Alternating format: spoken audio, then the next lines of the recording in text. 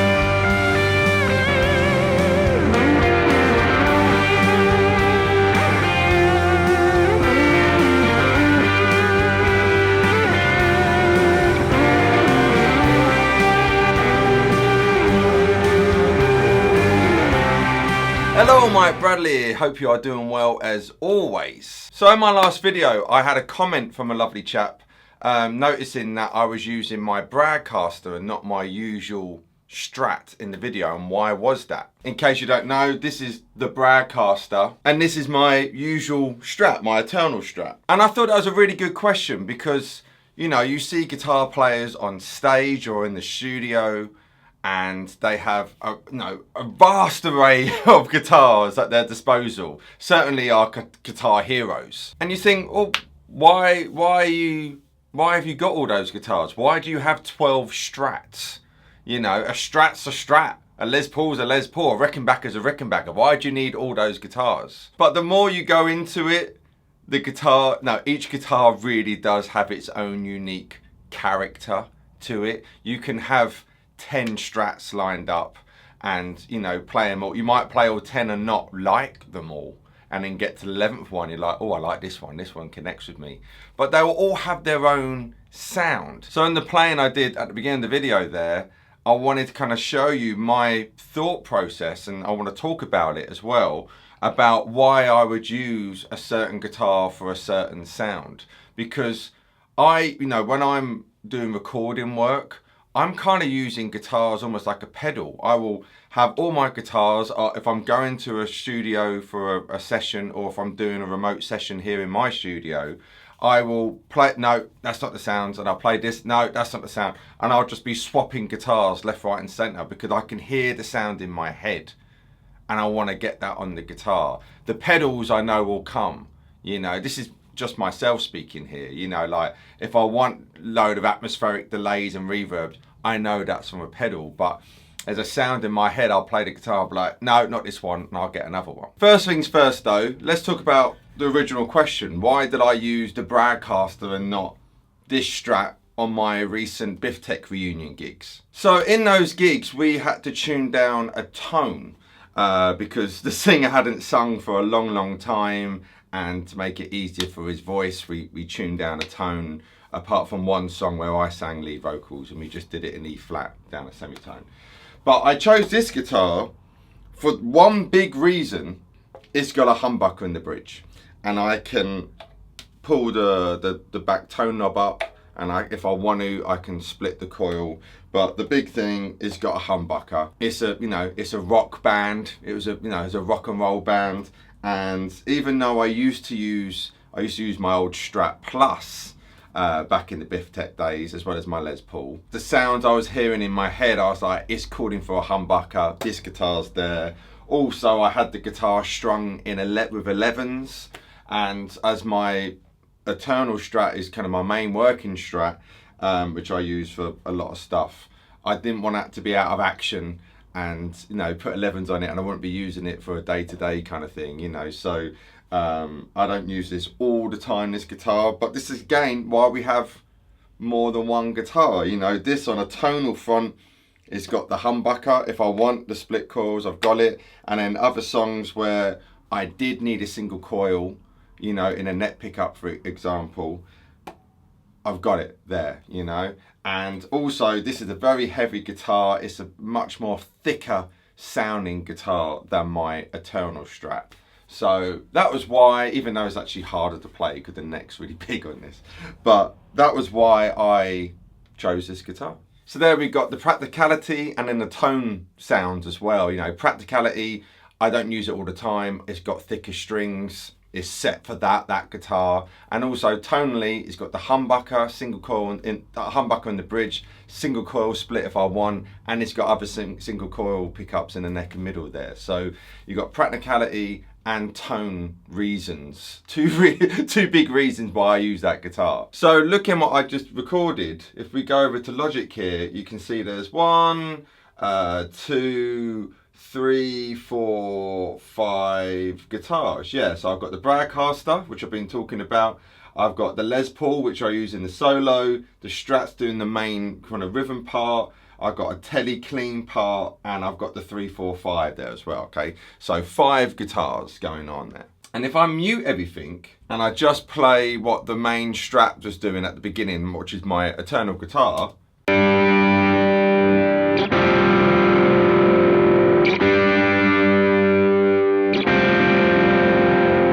that is what I came up with first when I was doing it. Actually, I was just mucking around and that was the sound what came out, all right? And I was on that guitar when I did it. So I naturally, that was where the inspiration took me playing that guitar. It was done there. And then after that, I put in some bass.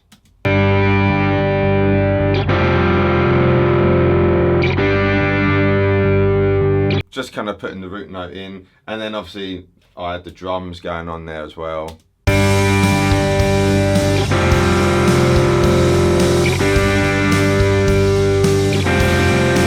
So just a simple little backing track. But then I was like, right, what can I hear in my head, you know? And if I remember rightly, I had the slide idea. I thought I want some atmospheric kind of slide ideas. And for some reason, in my head I was like, the Bradcaster's going to get there. And the reason why I was just stumbled myself, usually I always do slide on my Les Paul.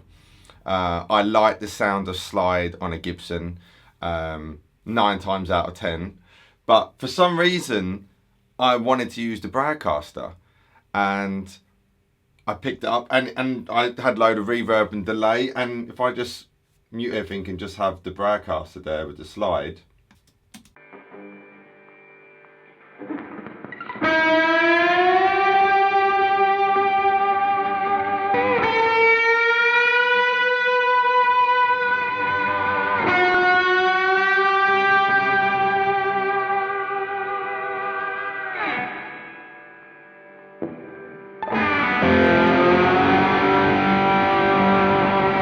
And I'm really pleased that I did, and I think I was right to do that because I can still hear that Strat sound, but because it's got the humbucker there, it was the right choice. And I could just hear it in my head, that's what I wanted. And then I had some clean sounds, and I wish I recorded the bit when I was talking, but it would have been, I haven't got the biggest studio in the world, so it's hard to do all that and record at the same time. Maybe I'll do it again in the future, but I tried another guitar for this part. I've got it written here as Teddy Clean.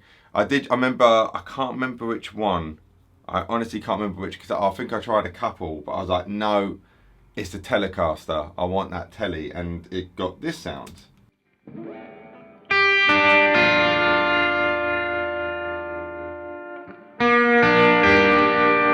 That's right, and now it's soloed. I put the trem on my Hampstead. Put the tremolo on.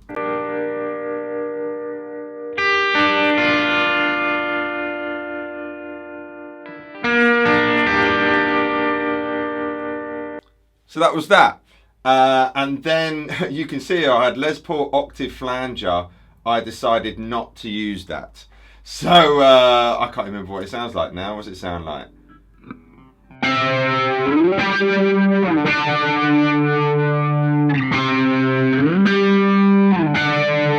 Yeah, I recorded it, but I didn't want to use it in the final track. And then I did this bit with the Les Paul and 345. So this is the Les Paul.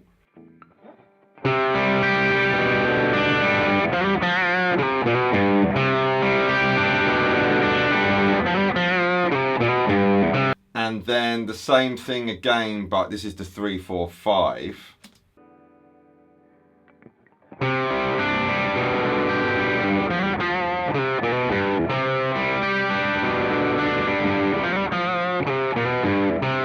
And depending how you're listening to this, I have panned it, so the Les Paul's to the left speaker, the 345 is in the right speaker. So then when they're played both at the same time, you get this sound. You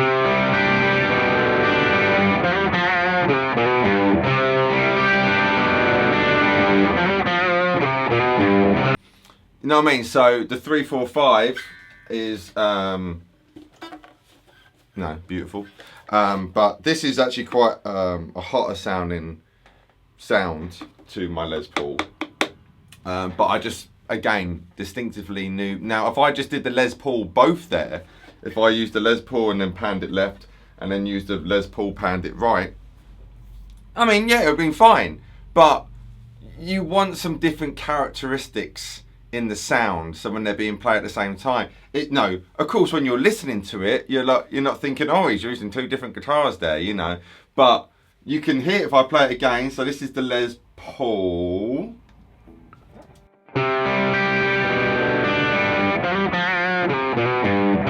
and then this here is the 345.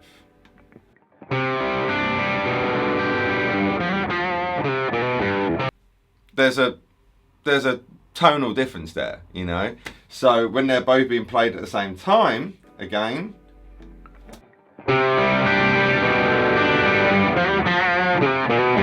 they make one big sound. And this is why we choose that guitar. This is why it's good to have a few different guitars, in this case recording for sure. And the same thing for live, you know. Again, like what I said earlier about why I use my Bradcaster, you know, sometimes there's a practicality thing there, why we use that guitar. And also there's a tone, there's a tone reason why as well. And that's why, you know, I think I saw a rig rundown on Slash, and, you know, he's got a massive guitar vault with all his guitars on. But a lot of that, he's got a backup for each one. So he likes his gold top, doesn't he, for kind of November Rain and the ballads and all that kind of stuff.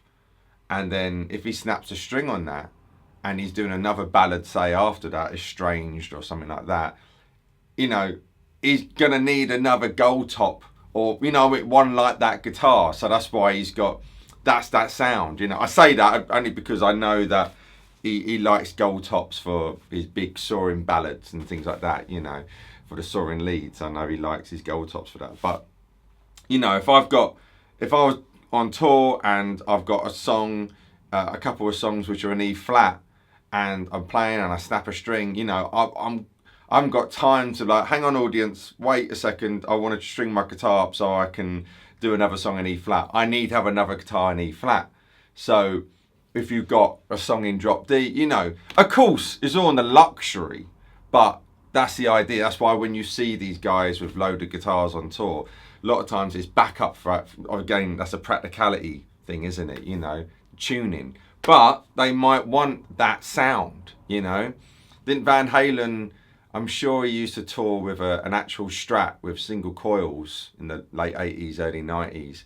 Because that kind of country kind of song. I'm not super savvy on and clued up on Van Halen, but I'll look it up and I'll pull it what it is now. But he used a Strat because he wanted single coils. That was the sound he wanted. Yes, he could have played it with his 5150, but that's not the sound. And that's, you know, I'm now, you know, knocking on the door to the Tonewood conspiracies, and I'm not even going to go, I don't want to go down that road, you know. Everyone, each their own. But a lot of guitars, you know, a lot of good guitars have their own personality. And that's why we choose that guitar, you know. And they're going to make you play a certain way. When I pick up my 345, it makes me play in a certain way than if I was to pick up a Telecaster or a Strat. It just, you know, even my 345 to my Les Paul, it makes me play in a certain way, you know, because you're reacting to the sound. You're reacting to the tone of the guitar. So that's why we choose this guitar or those guitars. And at the same time, you know, I'm thinking here as well, a lot of us can't have more than one guitar. You know, for years I just had this old girl here, my old Strat Plus. Now, I say I just had this. I had my Yamaha Pacifica as well, but it's not at hand here. It's in an undisclosed area, my wardrobe. Yeah, but this was the guitar I played every day, pretty much from the age of. I got it when I was 14, so from 14 up until. Oh man, it's hard to remember now.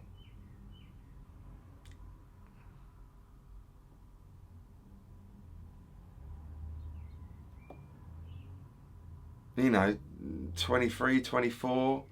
You know, I had I got my Les Paul when I was 19, but this was still the one I always went, you know, and I would try and mimic so many different sounds with this guitar, you know.